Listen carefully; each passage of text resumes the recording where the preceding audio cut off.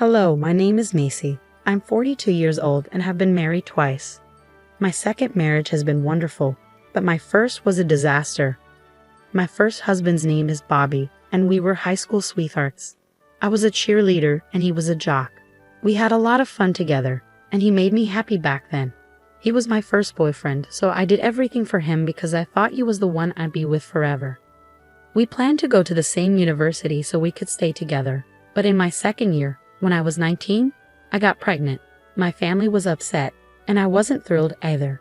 My mom kept telling me that life with Bobby wouldn't be easy. My family never liked him but couldn't really explain why. They just had a bad feeling about him. As a teenager, I wanted to prove them wrong and rebel, so I ignored their concerns. Both our families agreed to support us until we graduated and got good jobs, and I'm still very thankful for that. Bobby and I got married at the courthouse and had our first child. At first, Bobby was a great father, and I felt like I was proving everyone wrong. Then 2 years later, I got pregnant again. By then, I had graduated from college, but I had to quit my job to take care of the kids. Bobby worked 2 jobs to support us. Life was hard, but at that time, I felt that as long as I had Bobby with me, I could handle anything. But a couple of months after our second child was born, Bobby started acting very differently. I tried to talk to him about it, but he wouldn't listen. One day, I took the kids out for a walk and came back to an empty apartment. All of Bobby's things were gone. I panicked, and seeing me panic made the kids cry. I tried calling him several times, but it went straight to voicemail. I remember rushing to my mother's house with the kids crying while I tried not to break down. When my mother opened the door, she looked worried and let us in. "What happened?" she asked. "I think Bobby left me," I said. "What? What do you mean?" I took the kids for a walk, and when we got back, all his stuff was gone. I can't reach him. "Oh no, do you know why he might have left?" "I don't know. He'd been acting very differently for a while. But he wouldn't talk to me, and then today, he just left." "Okay, calm down. We'll wait a while, and if he doesn't come back, we'll file for divorce. I'll help you out." But I loved him.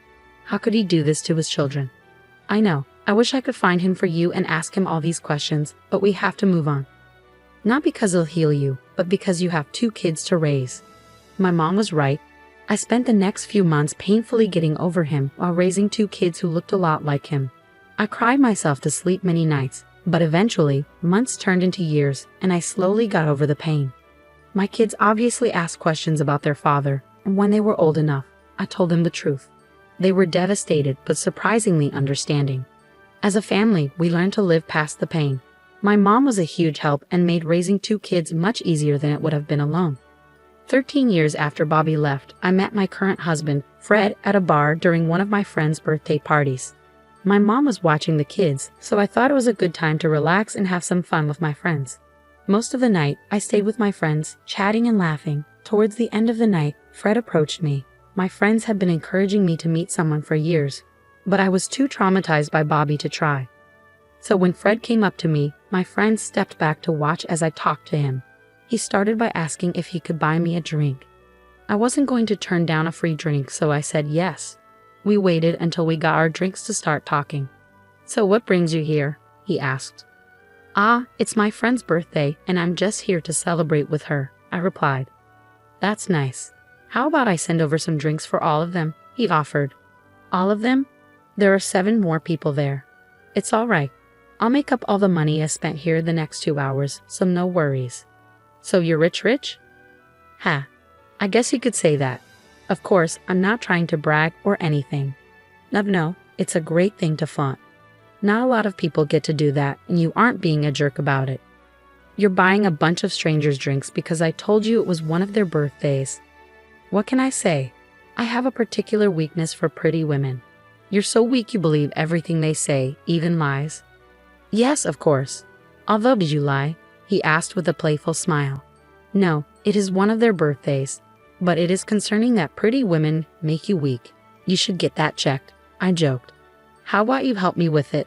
Maybe if I had a pretty woman by my side, I'd only have a weakness for one woman," Fred replied with a playful smile. It was a confidence boost to be called pretty by Fred, especially because he was so handsome. He looked like he could be on the cover of Vogue. I surprised myself by flirting back with him. I was usually quite introverted, so I don't know if it was the drink or just Fred's charm, but I felt comfortable being flirty. Eventually, my friends came to get me, thanking Fred for the drinks. Before I left, Fred and I exchanged numbers. From then on, we talked all the time.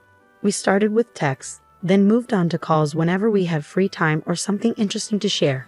We also started meeting up more often. At first, we met in public places, but as time passed, we began hanging out at each other's homes. I was shocked when I saw Fred's house for the first time. It was like a mansion. Fred laughed and told me to get used to his wealth because it would soon be mine. Fred was very open about wanting to marry me. He told me countless times how comfortable he felt around me, and that just made me love him more. He was also completely okay with me having kids. When I told him about Bobby, he was genuinely upset for me. After that, he went above and beyond to show me how much he cared about me. Fred and Bobby were like night and day, and being with Fred made me realize why so many people didn't want me to be with Bobby. I was glad I got out of that relationship, but I hated how it ended. Fred helped me heal and move on from it, which I was incredibly grateful for. We only dated for a year before getting married. We had a destination wedding and flew out our closest friends and family. My kids were thrilled for me and constantly told me how much they loved Fred, which was a huge relief for me. Life from then on was smooth sailing. Fred eased all my worries and even helped with my kids' education, despite me insisting I could handle it. He showed me that he accepted all of us, not just me. He decorated my kids' rooms exactly how they wanted them before we even moved in together. Fred did everything Bobby didn't and more. It was a true turning point for my family, and that's how we grew into what we are today. From then on, Fred and I had a child of our own, but he never treated my kids differently. About a year after our marriage, my kids asked him to legally adopt them, which was another big moment for our family. After that, we became one big family. We did all the things families do, going out to eat, going on vacations, having fun together, you name it. My career was going well, and Fred's company was thriving too. There wasn't a single thing wrong in my life. Before I knew it, 7 years had gone by. Then, one day, out of the blue, I got a call from an unknown number. "Hello," I answered. "Look who it is. It's Macy." "Who is this?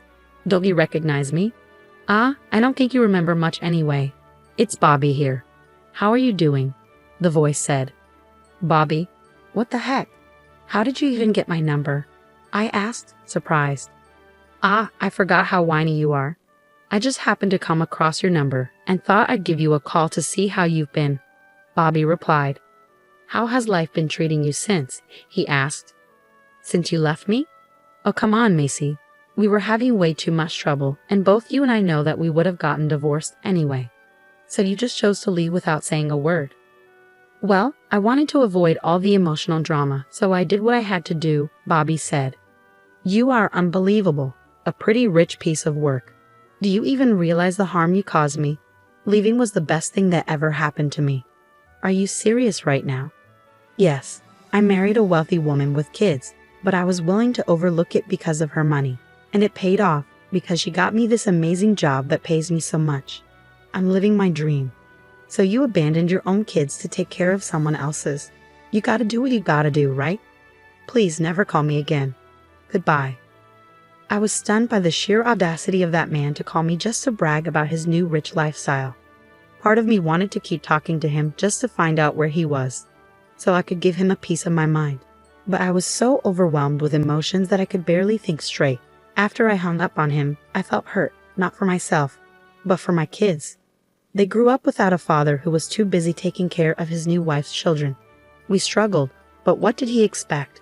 We were just high school graduates when we had our first child. Where would we have gotten the money for ourselves? At the same time, I felt disgusted. He was the epitome of a sleazebag. He only cared about someone if they had something to offer him. I decided to block his number because I didn't want to deal with him anymore. That chapter of my life had been closed for long enough, and I never wanted it reopened. I told Fred about it later that night, and he was understandably upset but also glad that I blocked Bobby's number. We decided to move forward from that. About a week later, I received another call from an unknown number, and once again, it was Bobby. I was getting frustrated by his constant calls. He called to brag about his luxurious lifestyle, his new expensive car, and how well his kids were doing at school. I didn't bother being polite this time. I just hung up on him. But that didn't stop him. He kept calling every week after that, telling me about his extravagant purchases. I blocked him with every new number he used, but he kept finding ways to reach me. Eventually, I stopped answering his calls altogether because he was becoming a nuisance. It seemed like he enjoyed bothering me. One day, when I was stressed at work, Bobby called me again. "Oh, hey, Macy," he said. "Can't you just leave me alone?" I snapped. "Oh, come on. I'm just trying to make up for lost time," he replied casually. "Well, you're 20 years too late. The kids don't care about you, and neither do I. Leave me alone," I said firmly. "You know you love it, Macy," he replied. "I really don't. I don't want to hear anything about you or your new good life." "Why? Are you jealous? Are you jealous I'm living a life that you'll never be able to live?" he taunted. "I can assure you I'm not." "Well, here's something that will definitely make you jealous. I just got a promotion. I don't give a crap." "You know you're jealous. I just got a promotion at Digidome, one of the finest media companies." "I'm going to hang up," I said, ending the call. I was furious and annoyed after the call, but something Bobby said kept nagging at me. I was too angry to think about it at the moment, so I pushed it aside. When I got back home, I couldn't shake the feeling, and then it hit me. Bobby mentioned working for Digidome, one of the top media companies in our city, and it struck a chord because Fred is the CEO and founder of that company, my husband. I couldn't believe how perfectly the universe had aligned. This meant I finally had a way to teach Bobby a lesson, not just for bothering me, but also for abandoning his children. I waited eagerly for Fred to come home, bubbling with excitement to tell him about my day. "Did something happen? Why do you seem so hyper?" Fred asked when he saw me. "Nothing happened per se, but I did find out something big," I said, unable to contain myself. "Oh, what is it?" he asked, intrigued. Bobby called again. "That sick guy. If I could get my hands on him," Fred started, his anger evident. "That's the thing, he might be closer than we thought," I interrupted. "Huh? What do you mean?" "Well, today he called me to brag about his big promotion at work, and guess where he works?" I said, a grin spreading across my face. "You mean to tell me that he works at my company?" Fred exclaimed, disbelief evident in his voice. "Yeah." At first, I couldn't help but think his company name sounded really familiar, and then it hit me. I explained. "Did you really not remember the company I created?" Fred teased. "Listen, I was way too angry to remember my own name. Cut me some slack," I joked back. I'm kidding. Anyways, do you want me to fire him?" Fred asked. "Absolutely. But before you do, I was wondering if there was any way to humiliate him," I said. "Definitely. Bold of you to think that I wasn't going to fire him in the worst way possible for him," Fred chuckled. With that, we began planning our revenge. We decided to wait a few more weeks before executing our plan to fire him. We would record his calls to me and play them in front of everyone at a big company event in 2 months, which Bobby would be in charge of. There would be several big names present, and we would tarnish his reputation. Over the next few weeks, I answered Bobby's calls calmly, knowing I had the upper hand. I listened to him boast about his wealth and my lack of it, all while recording every conversation. These recordings would come back to haunt him, and I couldn't wait. At the end of the 2 months, the event arrived. Normally, I avoided big crowds, but this time, I wanted to see Bobby's downfall while I sat on the throne. Fred bought me a stunning, expensive dress for the occasion. I stayed in the car until Fred called me, not wanting Bobby to see me and run. I entered when Fred introduced me during his speech. As I walked on stage, Bobby's face dropped. I smirked as I passed him, watching him sweat. Fred praised me and spoke about our wonderful years together, raising my kids. With every word of praise, Bobby seemed to sweat more. I beamed with pride as the crowd applauded me. Then Fred's speech took a surprising turn. He spoke about how I had been harassed by my ex-husband recently, detailing how he had abandoned me and our kids to start a new family with someone wealthy. But fate had a twist in store because my ex-husband worked for Fred's company. The crowd murmured in shock, speculating about who my ex could be. Fred quieted them down, promising to reveal the identity. He pointed at Bobby, declaring him to be my ex-husband. The crowd buzzed with disbelief. Bobby looked like he might faint, realizing there was no way out. Fred wasn't finished, he had proof. He played the recordings of Bobby's calls to me, exposing his behavior. Bobby froze as the truth unfolded. Fred announced that due to Bobby's actions, he was fired. The crowd cheered as Fred and I left the stage. Bobby was escorted out, and the event continued smoothly. Revenge was served, and it tasted sweeter than anything else. "You're quite bold to call me again after last night," I answered the unknown caller. "You tricked me," the voice on the other end exclaimed. "What do you mean?" I asked innocently. You absolute witch. Don't play dumb with me. How could you not tell me that you were married again, and to my boss no less?" "As I've told you before, Bobby, I simply didn't care about you," I replied calmly. "I know that, but the least you could have done was inform me," he retorted. "So you would only stop harassing me if you knew who my husband was? And if my husband wasn't your boss, you would have continued," I countered. "Don't twist my words," Bobby protested. "I'm not twisting anything.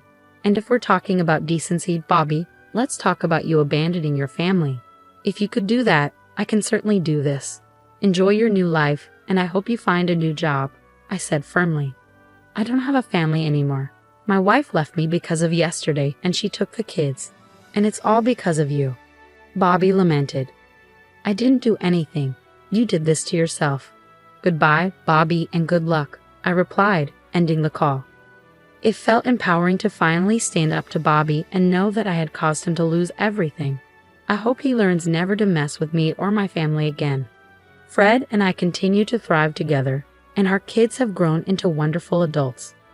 My life is peaceful once again, and I no longer stress about Bobby's calls. I finally feel vindicated and free. Thank you for listening to my story.